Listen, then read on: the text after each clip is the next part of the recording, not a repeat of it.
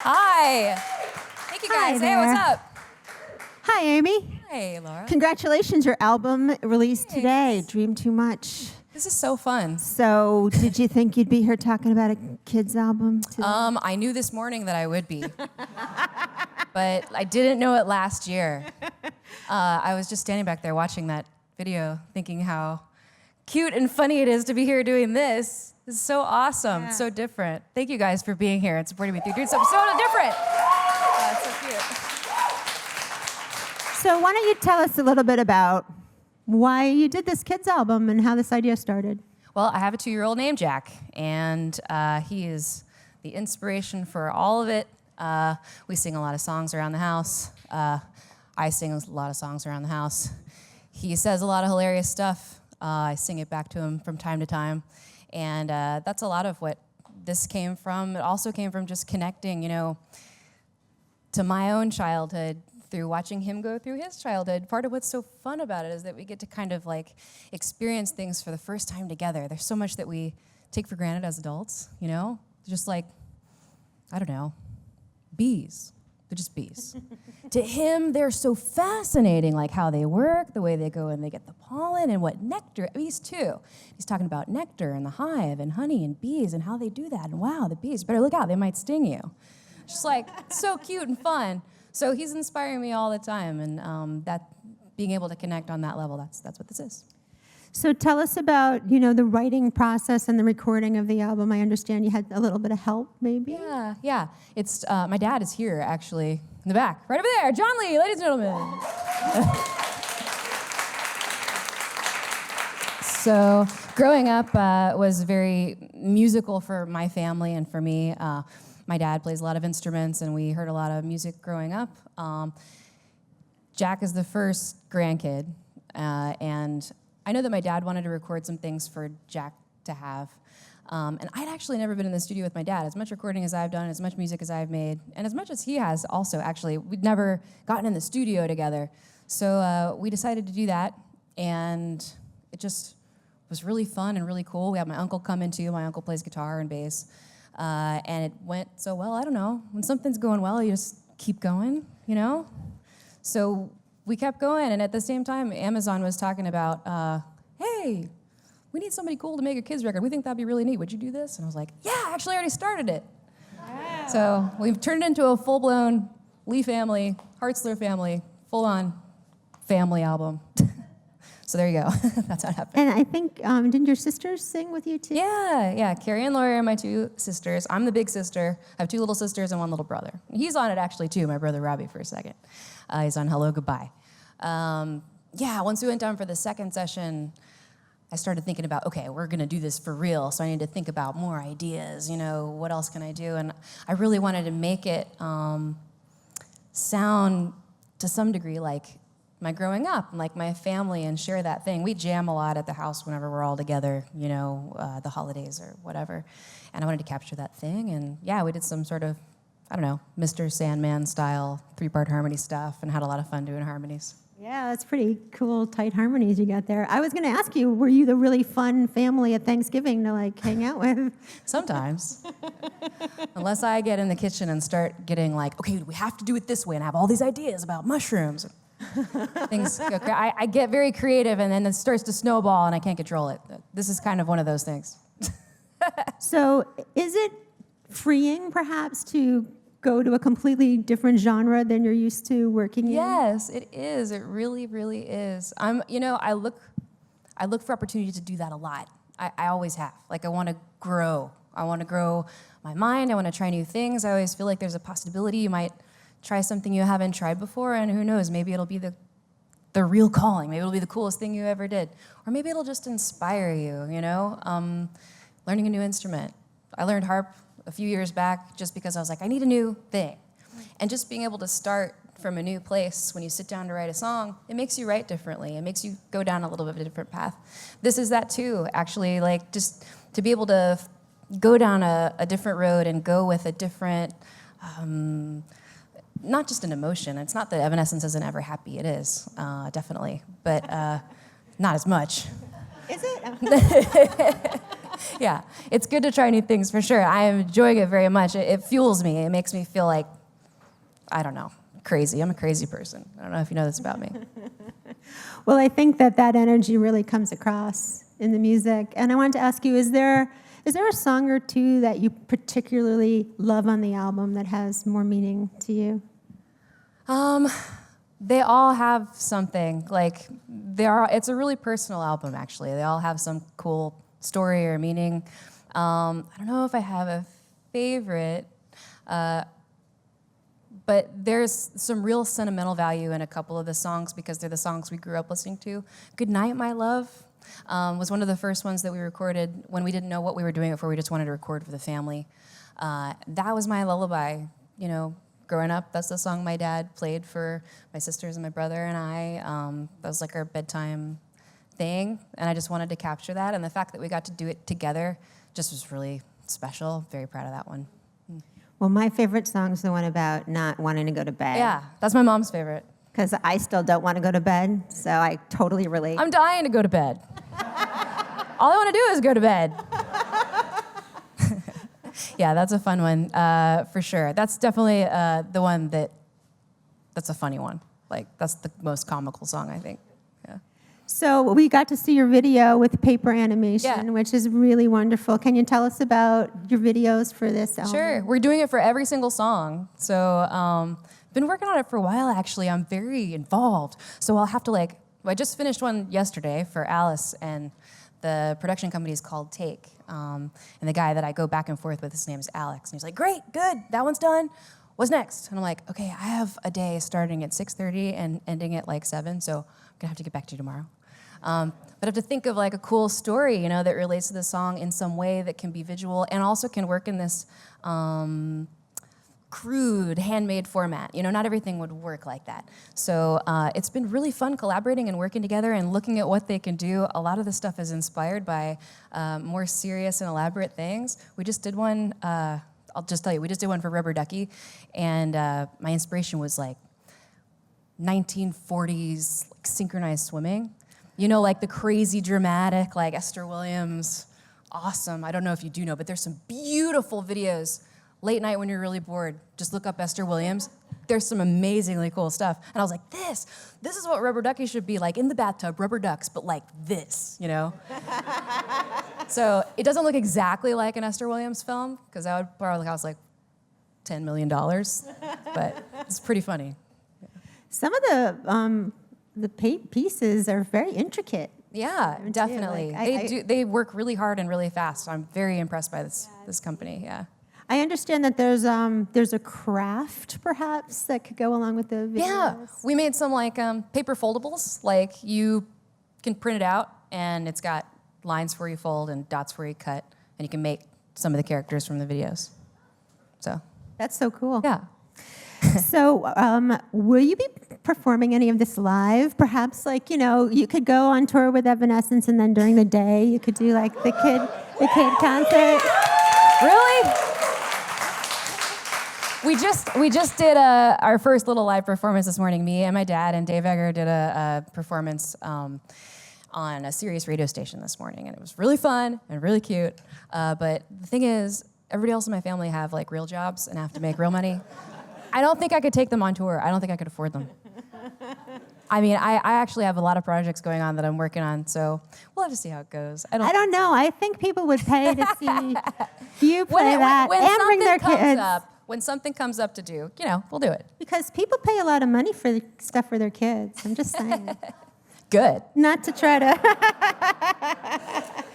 And speaking of kids, so you're a mom now. You've got a 2-year-old son. And I just was wondering, what's your take on, music lessons? Are there mandatory piano lessons in his future? Mandatory? Well, I'm not going to tell him what he has to do, but I'm definitely going to encourage him that it would be a gift to him that he could pick one, whatever he wants, and we'll let him take lessons for whatever that thing. I think it's important that it's something that you feel like, as a child, that you want to do. I'm interested in tenor sax. Oh, don't be that. I'm interested in, whatever. and go, okay, cool, that was your idea. Now we're going to push you to like try that out. You know what? If it doesn't work, cool, we'll try something else. But I'm not going to force them to take piano. I would definitely let Jack play whatever instrument he wanted. It seems like he really likes drums. What about you? Were you into it as a kid? Yeah, I begged for piano lessons. But then again, I didn't always love practicing. So I liked writing my own music. It's like, okay, but you have to practice that annoying song if you want to get better. So I play by ear a lot. And since I could play by ear really well, I cheated a little bit my way through piano lessons to the point that I could be a better piano player, definitely a better sight reader, or back then anyway, like if I'd just done the work. But, you know, when you can listen and go, oh yeah, it's doing that thing, you know, cheated. So, next question. I wanted to ask you, I was there at the Golden Gods Awards when you were given the award for, I think it was Best Rock Vocalist back in 2012. And I was really rooting for you, partly because you're awesome, but also because you were one of the only women in the room. So yeah. I just wanted to ask you, have you encountered a lot of challenges being a woman in rock music? I'm a woman. I'm also short, and I also have a very, kind of baby face.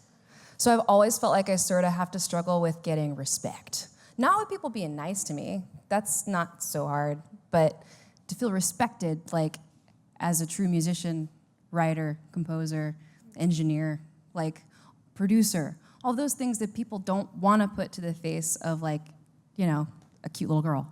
So that's the fight. And I used to feel like I had to really make that known and fight that fight and do everything myself. And I've relaxed a little bit now because I feel like I've proven myself and I feel confident. I know what I can do. And I also know that sometimes it's still really cool to collaborate and let people help you, because then you can learn, to be better. If you're always just working in a vacuum, you can't really improve past a certain point. So yeah, there's challenges there. And part of it is about being a woman, but you just have to tune everybody else out and then at the same time not go the other way and be so, I can do this all by myself, that you don't let yourself open up and learn. Yeah. So there's somewhere in there, in the middle. That's cool. So you also have been on quite a few hottest chicks in rock lists and on the cover of Revolver magazine, hottest chicks issues. And I just wanted to get your take on how do you feel about, that sort of nomenclature, perhaps? I don't know. I never try to take that too seriously. It's too hard to live up to. That's not, I that photo they used on that cover, I love that photo. You look fabulous. I love it. I wish I looked like that. We did a lot of makeup, we did a lot of everything. You put so much work into getting that perfect shot. That's not real life. And even, you know what? The shoes I was wearing to make me tall, because that's really flattering when you wear really hurt my feet so bad. By the end of it, I was like, I'm not wearing these. And I was barefoot, just standing on my very tiptoes. So it's funny if you could ever pan out of a perfect photo and see all that's going into the hair perfectly blowing and the feet being in just the right place, and there's actually no shoes on the person's feet and somebody blowing air on them and stuff. Yeah, you can't take that stuff too seriously. It's not really real. I agree. So I would consider you a role model actually for girls and other women out there wanting to rock. Do fans approach you and tell you that they're inspired by you? Yeah, that's really awesome. I was talking to my dad about it. We've done this whole press day together. He's never gotten to tag along. We were talking about, I don't know how it started that we were talking about it, but doing what I do, especially when it's a day like today, it's so easy to let it just be it's all about me, look at me, what do I like to eat for breakfast? And I hate that. You can't let that become, that's not enough. That wouldn't keep me going. That wouldn't keep me wanting to do this. And there's something really great and really special and really motivating about the part where people get to come to you and tell you what it did for them, and how it means something special for them or help them in some kind of a positive way. That's the thing that makes you want to keep going even when sometimes you don't want to keep going. So thanks. So aside from, your career in children's music. You have this side project, Evanescence. Right. And I'm sure we all want to know what's happening with Evanescence and what's coming up with the band. Sure. Well, this is like my most awesome fans here right now, so they know everything. I can't like surprise them. They know stuff before I get a chance to even tell them half the time. So they know that we have a really cool vinyl box set coming out in the next couple months. Release date coming soon. Which is cool because it has all of our albums, including some pre-fallen material that they always ask about, and I always want to bury and be like, that's not an album, those were just demos from high school. But you know what? Like, I'm far enough away from it now that I can see what's cool about it. And I'm a fan, of artists. And I would love to have that, like, of some of my favorite artists. So I totally get it. So we're putting that in there. And I did a really cool new recording of Even in Death, which is, I'm really excited about it, which is a different version of a very old song. And I think it sounds really beautiful. And it's cool to revisit something that you wrote when you were, in high school. Like 3 a.m, gotta hurry up and go to bed because I got class in the morning, like high school. It's cool to revisit it later and see what's cool about it, see what's silly about it, all those things, but just be able to redeem it.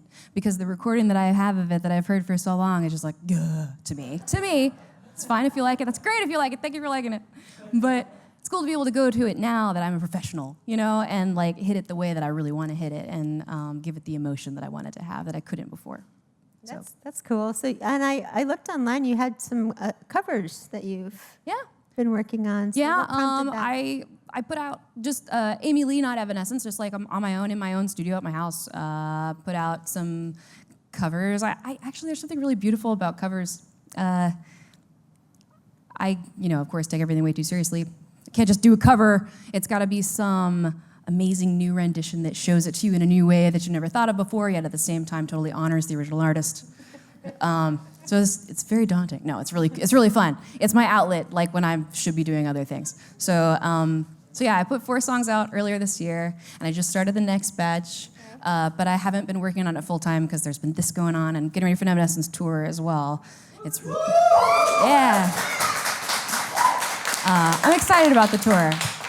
We're really having a good time as a band right now. Like everybody's just gelling really well together and playing really well together. I probably always say that. It's really, really true.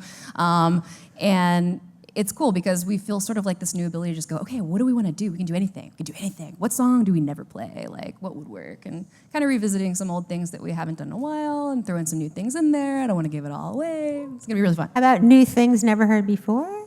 Yeah. Maybe. Wait till we get... Okay, look. That's the plan. But we haven't been to rehearsals together yet. So we'll see if I blow it or not in the rehearsals. Yeah. We'll make it fun. It's going to be good. It'll be all your fault. Yeah, blame it on me. Set you guilt-free. So in addition to all these things in your spare time, I understand you've been working in film and doing some film. A little bit. The music of the film. The music of the film. Not an actor. Yes. Yeah.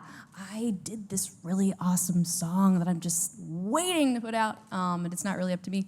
There's this really cool movie called Voice from the Stone starring Emilia Clarke, and I'm 99% sure that it's going to be coming out in the first half of next year.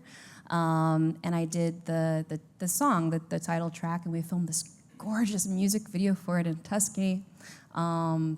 It's really magical and surreal. I can't wait to share it, but I don't have a date for you, so just have to wait on that. It's coming out soon. I saw that you recorded at Skywalker. Yeah. Tell me about that experience. It was so amazing. I mean, I could take up the rest of our time talking about Skywalker Ranch.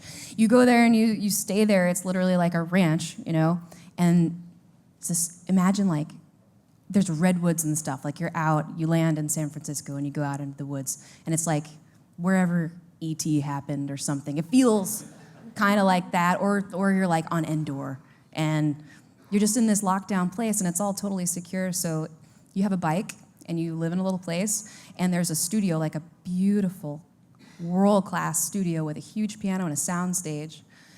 And it's unlocked all night long, and you could just get an idea in the middle of the night, which I totally did, ride your bike down to the studio, let yourself in, sit down at the piano, work on it. It was magical. Yeah, we want that every day, right? Yes. Yes. I would like to live there. So are we ready for audience questions? All right. I don't know if these people have anything to ask. Yeah, they do. Okay. Here. Hi. How you doing? How are you? Good. Longtime fan since 2003. I've actually seen Evanescence 32 times. Wow. That's why I recognize you. It's like, I know this guy. I got another 3 in the next tour, which I'm really excited for. Awesome. My question is, I mean, you've talked about all these different projects that you have done. Yes. What is something that you haven't done that you really inspire to get to? Ooh, that I really aspire to get to. I don't know. See, every time I have that feeling, usually I start working on it, or at least planning for it. We have some new little plan in store, but I don't want to give it away yet. But there is some new Evanescence stuff that we're starting at. But it's not exactly the most traditional thing. It's not just, okay, we're going to make a new album right now. Not that that's not coming, but first there's something else that's a little bit special and different and going to take you down a different path that we want to try. So, sorry that's so vague. We're okay with that. Okay. Okay. Cool. Other than that, yeah, I don't know. I feel like anything is possible. I think it's important to keep feeling that way, you know? For sure. Thank you. Yeah. Hi, Amy. Hey. I'm also a longtime fan, so it's an honor to meet you. Thank you for having us. Thanks for being here. I was just curious. I was listening to you talk about the new version of Even in Death, and I was wondering, are there any other pre-Fallen songs you've ever wanted to redo, or was there something special about Even in Death that drew you to that? I sat and listened to Origin and other songs that didn't make it even to that, and I was like, okay, I have to take something from this time that they always talk about that I don't want to talk about, and do it justice so that we can both like it together. And I listened to all of them, and there's good moments in there. It's not that there isn't anything else I don't like. I do. I love it all. The best things, I think, made it to Fallen, you know? So that's sort of what Origin is to me. But Even in Death is a song that I always thought was really beautiful and visual lyrically. And I think that's the thing, production's no big deal. You can always re-record a song and make it sound better, but if the heart of it, has something really cool going on at the core, that could be anything. We could take that and turn that into a whole song. I felt like Even in Death had that more than the other songs, so that's why I chose it. What other ones would I do? I don't know. What's your favorite? Old one? What's your favorite Origin song? I mean, I like Anywhere. I Yeah. love Origin, so I know you're not That's cool. the craziest fan. No, it's okay. I mean, I did it. That's cool. That's cool. Okay, next question. Hi, Amy. How are you? Hey, good. How are you? Good. How are you? Nice. Longtime fan since 2003. Seems to be a trend here. But I was just curious about your new album. I noticed that it's a little short, about 30 minutes long. I was curious, are there any cut songs that you guys have? Or There is one. one? There's a song that I was named after called Amy. It's by Pure Prairie League. And one of the things I wanted to record in the beginning when we didn't know that we were making an album yet was that song. So we've got this really cool version of me and my dad and my uncle doing Amy that isn't on the album, and I don't have a plan for it. It's just ours right now, but I'll probably release it at some point. It's kind of country. You have to get into that. You have to think about that. what if we are? Yeah, you're gonna have to digest that for a second. Maybe that's Warning. a new project for you, country. Amy No, Lee does country.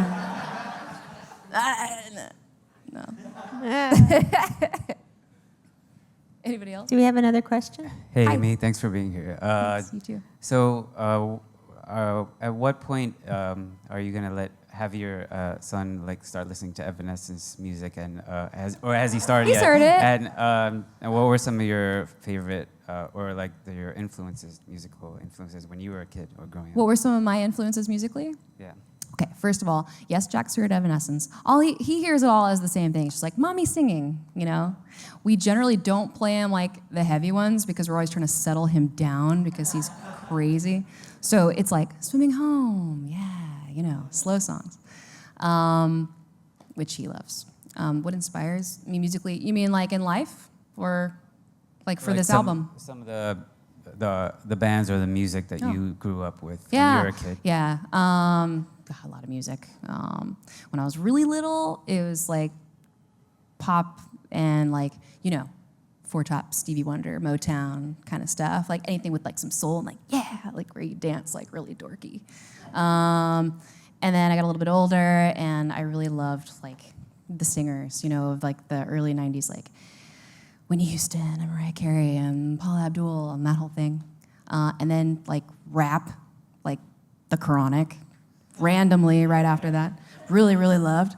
And then I went to a friend's house, and in the same moment, like right after, one back to back, Heart-Shaped Box, the video came on MTV. And then right after was Bjork, the first song. Dum, da-da-dum, dum, dum, dum. If you ever get close to a human. That one, Human Behavior. And both, I'd never seen anything like any of it before, and I was just like, and then the alternative 90s scene just overtook me, swallowed me whole, and somehow combined with all the classical stuff that I loved, and Evanescence happened. There you go. In a nutshell. Yeah. All right. Well, thank you so much. Thanks for coming, everybody. And congratulations on Dream Too Much. Check it out. And thank you. Thank you guys for being here. Woo!